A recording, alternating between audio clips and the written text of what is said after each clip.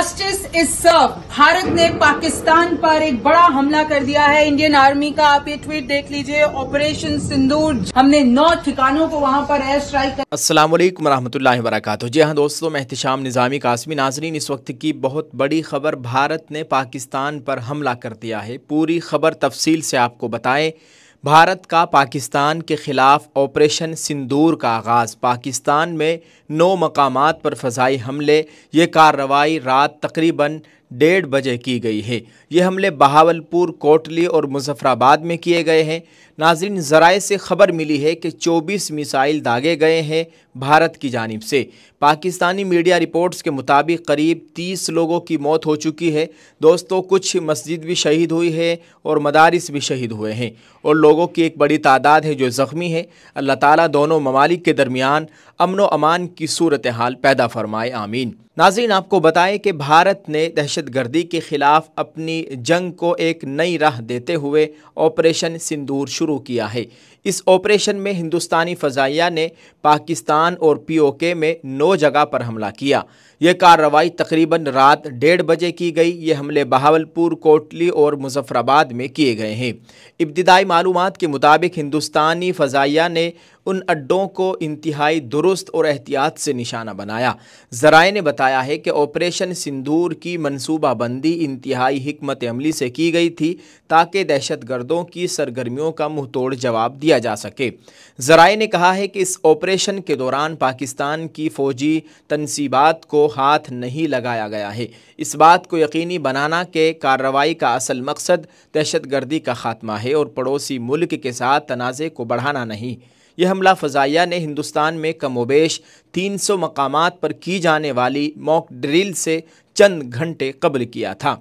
ज़राए के मुताबिक ये इक़दामात पहलगाम में वहशियाना दहशतगर्दाना हमले के बाद उठाए गए हैं, जिसमें 26 शहरी हलाक हुए थे। हिंदुस्तान अपने इस आज़्म पर कायम है कि इस हमले के ज़िम्मेदारों का एहतिसाब किया जाएगा। ज़राए ने कहा है कि ऑपरेशन सिंदूर के बारे में मज़ीद मालूमात जल्द दी जाएगी। वाज़ेह रहे कि पहलगाम में 22 अप्रैल 2025 को दहशतगर्दों ने वादी बेसरान पहलगाम को निशाना बनाया था और इस दौरान दहशतगर्दों की फायरिंग में 26 सय्याह हलाक हो गए थे। इस हमले के बाद भारत ने संगीन नताइज से खबरदार किया था। नाज़रीन, हमला करने के बाद भारतीय फ़ौज का बयान भी सामने आ गया है। पाकिस्तान से लड़ाई हमारा मकसद नहीं, सिर्फ दहशतगर्दों के ठिकानों को निशाना बनाना है। फ़ज़ाई हमले के बाद भारतीय फ़ौज का बयान।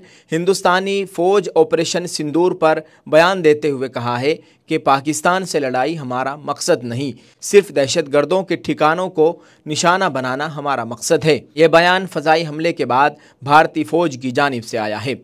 फ़ज़ाई हमले के बाद वज़ारत दिफ़ा की तरफ से जारी करदा प्रेस रिलीज़ में कहा गया है कि ऑपरेशन सिंदूर का मकसद सिर्फ दहशतगर्दों के ठिकानों को निशाना बनाना है। इसमें कहा गया है कि भारत के हमले का मकसद पड़ोसी मुल्क के साथ जंग नहीं था। क़ब्ल अज़ी मंगल 6 मई 2025 की देर रात भारत ने दहशतगर्दी के ख़िलाफ़ अपनी जंग को एक नई राह देते हुए ऑपरेशन सिंदूर शुरू किया है। इस ऑपरेशन में हिंदुस्तानी फ़ज़ाइया ने पाकिस्तान और POK में वाक़े दहशतगर्दों के 9 ठिकानों को निशाना बनाया है। यह कार्रवाई रात तकरीबन 1:30 बजे की गई। यह हमले बहावलपुर, कोटली और मुज़फ़्फ़राबाद में किए गए हैं। 2 ताकतवर ममालिक को जंग की राह पर गामज़न कोई नहीं देख सकता। इन दोनों ममालिक के दरमियान तारीख़ बहुत पुरानी है और कशीदगी अपने उरूज पर है, लेकिन इस दुनिया को जंग की नहीं, अमन की ज़रूरत है।